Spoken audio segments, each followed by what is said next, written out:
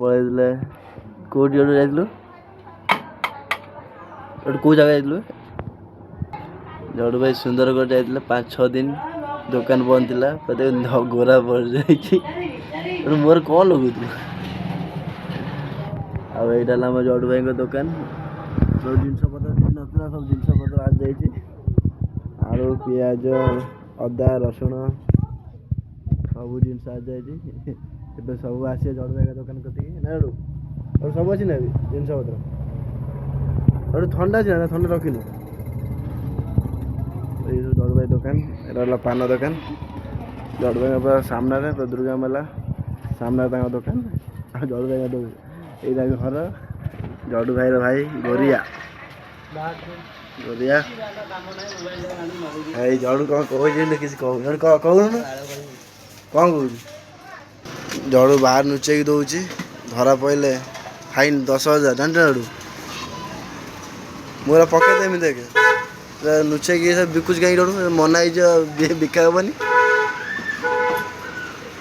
ଅଲଗା ପ୍ରକାର ସଫଲ ବାହାର ରଖିବା ପଇସା ଗୋଟେ ଡବା ଅଲଗା 5-6 ଦିନ ହେଲା ଗଲୁ ଗୋଟେ ଫୋନ୍ କରିବୁ ନା ମୁଁ ଯାହା କଲ୍ କରିବି କଥା ହବୁ ନହେଲେ ଫୋନ୍ ମୋର ଗୋଟେ କଲ୍ ବି ନାହିଁ କିନ୍ତୁ ହୋଇଯାଉ ବୋଧେ 5-6 ଦିନ ହେଲା ଗୋଟେ ଗଲୁ ଗୋଟେ ଫୋନ୍ କଲୁ ଖାଲି ଷ୍ଟୋରେଜ ଗୁଡ଼ା ଖାଲି ଫୁଲ୍ କରୁଛୁ ନାହିଁ କିଛି ନାହିଁ ସେଟା ମୋ ଷ୍ଟୋରେଜ ମୋର ଫୁଲ୍ ସେଟା ତୋର କାହିଁକି ତୁ ମୋତେ ଆଜି କହନି ତୁ ଯେଉଁ ଗଲୁ 5-6 ଦିନ ଗୋଟେ ଫୋନ୍ କଲୁ ତୋ ଆମ ବାହାଘର ମାଇକ ଦେଖାରେ ଯାଇ ତୋତେ ଫୋନ୍ କରିକି ଦେଖିନି ଭାଉଜ ଦେଖିନି ଫୋନ୍ଟା ମୁଁ କରୁଛୁ କେମିତି ଯାଉଛୁ ନା ହଁ ଆଇଛୁ କି କାହାକୁ କିଏ ଫୋନ୍ କିଏ କରିଦେଲା ନା ଆଡ଼ୁ କାଦିରି ତ ଗଲା ତ ତାକୁ କିଏ ଫୋନ୍ କରେ ନା କିଏ କରିନାହାନ୍ତି କିଏ କରିନାହାନ୍ତି ରିଚାର୍ଜ ପକେଇଛୁ ନା ପକେଇଲୁନି କ'ଣ ପଇସା ନାହିଁ ଗୋଟେ ମାନେ ଦୋକାନର ମାଲିକ ହେଇକି ତୋର ପଇସା ଯଦି ନଥିବ ଆଉ କାହା ପାଖରେ ଥିବ ଟାଇମ୍ କେତେ 12ଟା ହେଲାଣି ମାନେ ତୁ ଆସିବୁ 12ଟାରେ ମାନେ ଏବେ ତୋର ସକାଳ ହେଉଛି ତୋ ବାପା ତ ଖୋଲିଦେବୁ ସକାଳ 7ଟାରେ ଦୋକାନ ତୁ ତ ଶୋଇ ସାଇକି ଉଠିକି ଆଉଛୁ ଆଉ 12ଟାରୁ ବସିବ 1ଟାରେ ପୁଣି ବନ୍ଦ କରିଦେବୁ ପୁଣି ସନ୍ଧ୍ୟା 5ଟାରେ ଖୋଲିବ 8ଟାରେ ପଳେଇବ ବୁଲିବା ପାଇଁ ଆଉ ବାପା ଏଠି କାମ କଲା ଆଉ ନା କ'ଣ ବାପାକୁ କେତେ ବୁଢ଼ା ହେଲା ପର୍ଯ୍ୟନ୍ତ ବାପାକୁ ଖଟେଇବୁ ନା କ'ଣ ବାପାକୁ ଟିକେ ରେଷ୍ଟ ଦେ ଜଡ଼ୁ ଧଳା କୁକୁର ଚଢ଼ ପୁରା ପାଳିବୁନି ଏ ମାଗଣା ଦେଇଦେମି କୁକୁର ଚଢ଼ ପୁରା ଧଳା କୁକୁର ଧଳା ଚଢ଼େଇଟା ଇଏ ହେଇଗଲା କ'ଣ ହେଲା ମରିଗଲା ଆଉ ହଳଦିଆଟା ଉଡ଼େଇଦେଲୁ ମତେ ଦେଲୁ ନା କ'ଣ କରିଦେବୁ ଭାଣିଛି ଖେଳିଥାନ୍ତା ଏକାଠି ରହିବନି ନହେଲେ ମୁଁ ଆଉ ଗୋଟେ ନେଇକି ଆସିଥିଲି ସେଠୁ ତ ଏର ପିଞ୍ଜରା ଅଛି ପିଞ୍ଜରା ନା ନାଇଁ ପିଞ୍ଜରା ତାକୁ ନେଇକି ଦେଇଦେବି କାହାର ଆଣିଥିଲି ପିଞ୍ଜରା ଦୋକାନରେ ନେଇକି ରିଟର୍ନ କରିଦେଲି 700 ଟଙ୍କା ଦେଲେ 800 ଟଙ୍କାରେ କିଣିଥିଲି କହିଲା 100 ଟଙ୍କା କମେଇ ବିକିଦେଲୁ ଆଉ କ'ଣ କରିବି ତାକୁ ମାଛ ଅଛି ନା ନାଇଁ ମାଛ ଅଛି ମରିନି କି ମାଛଟା ଘା ମା ହେଇଯାଇଥିଲା ଫେର ଭଲ ହେଇଗଲା ଫେର ବଞ୍ଚିଲା ଘା ହେଇଯାଇଛି ଆଉ ତାଙ୍କୁ ଯେଉଁ ଆମ ଶୀତ ଦିନେ ଘା ହେଇଯାଏ ତାଙ୍କ ପାଟି ଦିହ ଫିଅ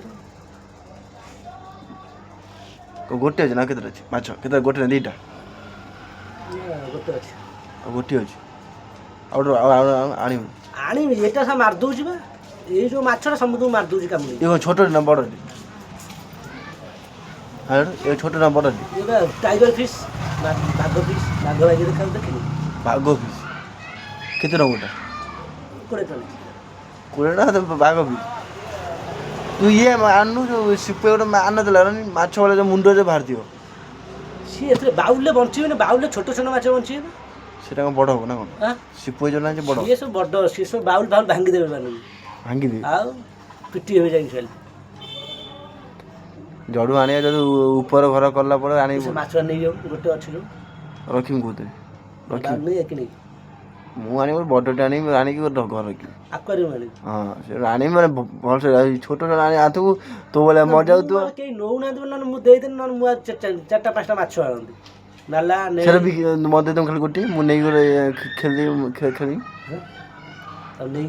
ତାକୁ ବିକି ଦେବୁ ସେଟାକୁ ଯୋଉଟା ଆଣିଛୁ ନେବେନି ବାଉଲଟା କାଲି ଧୁଆ ହେବ, ଆଜି ଟାଇମ୍ ହେବନି, କାଲି ଧୋଇକି ଗୋଟେ ଜିନିଷ ରଖିଛି, ଗୋଟେ ମାଟି ଗିନାଟେ, ଗିନା ତା ଭିତରେ ଗଛ ଲାଗିବ, ପାଇପ୍ ବାହାରିବ। ତୁ ଗୋଟେ ଉପରେ ଘର କଲା ପରେ ଆଣି ବଡ଼ ଆଣିକି ରଖୁ। ଉପରେ ଘର କଲେ ଗୋଟେ 2 ଫୁଟ ଆଣିବେ ଏତେ ଗୋଟେ। ତାକୁ ଇଏ ଯେଉଁ ଦେଖିଛୁ ନା ମାଛରେ ତା ମୁଣ୍ଡରେ ଭାତ ଗେବୁ ଗୋଟେ। ସିପାହୀ ଗୁଡ଼ା ତାକୁ କ'ଣ କହିଲି ମାଛ ଗେବୁ ତା ପେଟ ଫୁଲିଯିବ, ତା ମୁଣ୍ଡ କତିରେ ତା ଆଖି ହାତ ଦେବୁ ଯୁଆଡ଼େ ଦେବୁ ଆଣିବୁ ସେ ସବୁ ଚାଲିବ ଏଇଭଳିଆ। ଆପେ ଚାଲିବ। କେତେ ଟଙ୍କା ଦିଏ? 2-3 ହଜାର ଟଙ୍କା, 1800-1900 ଟଙ୍କା ଗୋଟା ମାଛ ମରିଗଲେ ନା ଆଗେ ଲସ୍। ଗୋଟା ମୁଁ ଗୋଲ୍ଡ ପିସ୍ ନେଇ ଆସିବି, କ'ଣ ପାଇବି ସେଠୁ?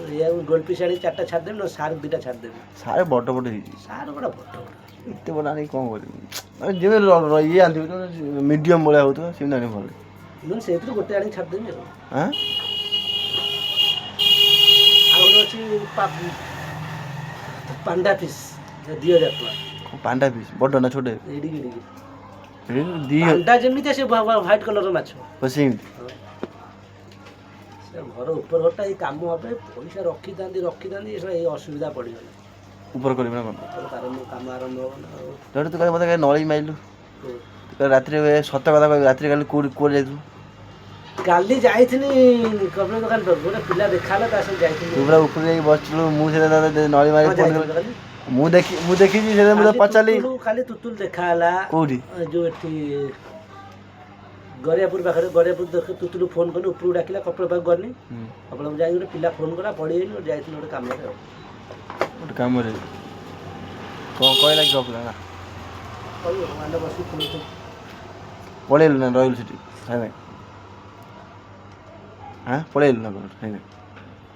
ତୁ କ'ଣ କହୁଥିଲା କି ତୋତେ? ନା ତୁ କ'ଣ କହିଲା ଆକୁ ଫୋନ୍ କର ଡେଙ୍କିକି ନା କହୁଥିଲା, କହିଲା ତୁ କହିଲା ଜଡ଼ୁ ମୂଳ ନା ଜଡ଼ୁ ନାହିଁ, ଯାଇଛି ସୁନ୍ଦରଗଡ଼, ସେ ଆସିଲେ ଜଡ଼ୁ ପଚାରି କରି ଆଉ। କହିଲା ତୁ କେବେ ଯିବୁ? ମୁଁ କହିଲି ମୁଁ ପଳେଇବି, ମୋର ଆଉ ବେଶୀ ଦିନ ନୁହେଁ। କହିଲା ହଉ ମୁଁ ଜଡ଼ୁ ଆସିଲେ ତୁ ମୁଁ ମିଶି ଗୋଟେ କରିଦେବା। ଯିବୁ କୋଉଠି? ମୋର ଏବେ ଠିକ୍ ନାହିଁ, ମାଲିକ ଟିକେଟ୍ କରିବା ଆଉ 4-5 ଦିନ ଆଉ। ଏଠୁ ଆଉ କ'ଣ କହିବୁ? ନା କହିଦେ ଟିକେ। ଭାଇଜାନକୁ ୟୋ ଅସଲମକୁ ଲାଇକ୍ ସେୟାର ସବସ୍କ୍ରାଇବ୍ କରନ୍ତୁ, ସେ ଯେମିତି ଉପର ପାହାଚ ପର୍ଯ୍ୟନ୍ତ ପହଞ୍ଚି ଯାଉ।